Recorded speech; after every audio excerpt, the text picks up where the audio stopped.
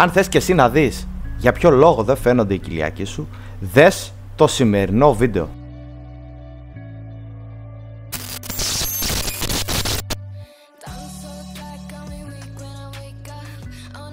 Ξεκινώντας αυτό το βίντεο από τα πολύ σημαντικά, είναι ότι οι κοιλιακοί είναι 4, ο ορθός κοιλιακός, όπου είναι και ο μεγαλύτερος, ο εγκάρσιος, ένας μης εντοβάθης, ο έσω και ο έξω λοξός. Και εδώ πέρα πρέπει να σου θυμίσω ότι και αυτοί εδώ πέρα είναι μύες όπως και οι υπόλοιποι πάνω στο σώμα σου. Άρα από αυτό το στοιχείο μπορείς να καταλάβεις ότι ό,τι κάνεις για τους υπόλοιπους μυς θα είναι καλό να κάνεις και για αυτούς.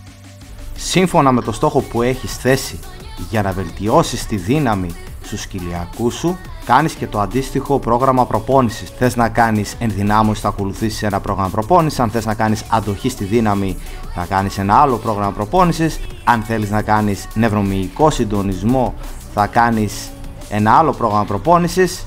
Αν όμως σαν στόχο έχεις να φανούν και να μεγαλώσουν οι κοιλιακοί σου, αυτό που θα πρέπει να επιλέξεις είναι η μυϊκή υπερτροφία. Σε αυτό το σημείο να σου πω ότι εδώ πέρα δεν πρέπει να είσαι αρχάριος, πρέπει να είσαι σε προχωρημένο επίπεδο για να κάνεις όγκο, και το πώς βελτιώνεις τη μυϊκή υπερτροφία στους μυς σου υπάρχει σε προηγούμενο βίντεο, το οποίο θα δεις στο πάνω μέρος της οθόνης σου ή κάτω στην περιγραφή.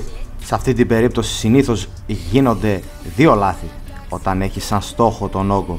Το πρώτο λάθος είναι ότι συνήθως οι κοιλιακοί δεν γίνονται σε μηχανήματα, αλλά γίνονται ελεύθερα, και εδώ πέρα μπορεί να βοηθάς με τα πόδια σου ή με το σώμα σου ή με τη μέση σου, οπότε να μην μπορείς να κάνεις σωστές επαναλήψεις και να μην φτάνεις σωστά μέχρι την εξάντληση.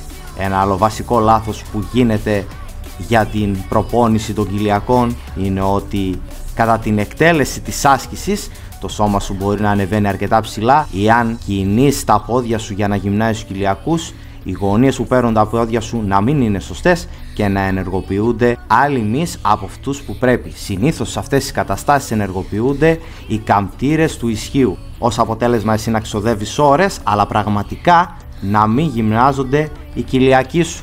Η διατροφή, η οποία παίζει πάρα πολύ σημαντικό ρόλο για όλους τους μυς, παίζει εξίσου σημαντικό ρόλο και για την εμφάνιση των κοιλιακών σου. Όταν δεν καταναλώνεις τα σωστά φαγητά και δεν κάνεις μια υγιεινή διατροφή, είναι πάρα πολύ δύσκολο έως ακατόρθωτο να φανούν οι κοιλιακοί σου.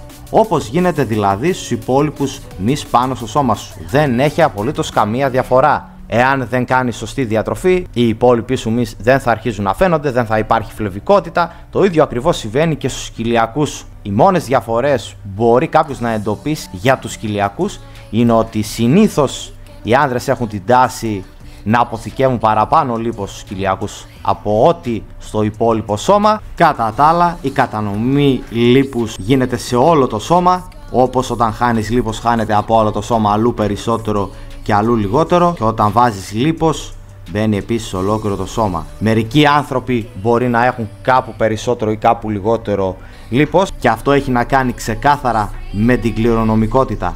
Γι' αυτό βλέπεις πάρα πολλούς ανθρώπους να προσπαθούν να κάνουν αυτά τα πράγματα σωστά, και παρόλα αυτά σε μερικούς ανθρώπους να φαίνονται ξεκάθαρα οι κοιλιακοί τους και σε μερικούς άλλους όχι. Είναι θέμα ξεκάθαρα κληρονομικό το πώς κατανέμεται το λίπος πάνω στο σώμα σου, και δεν μπορείς να κάνεις τίποτα γι' αυτό. Αυτό που μπορείς να κάνεις είναι να προσπαθείς σε καθημερινή βάση με τη γυμναστική, τη διατροφή σου και την ξεκούραση για να αναπτυχθούν οι μυς σου, και από εκεί και πέρα αν έχεις καλό γενετικό υλικό τότε θα φανεί αυτή η μυϊκή ομάδα. Αν όχι, κάνεις την προσπάθειά σου, προσπαθείς καθημερινά να βελτιώνεσαι ολοένα και περισσότερο.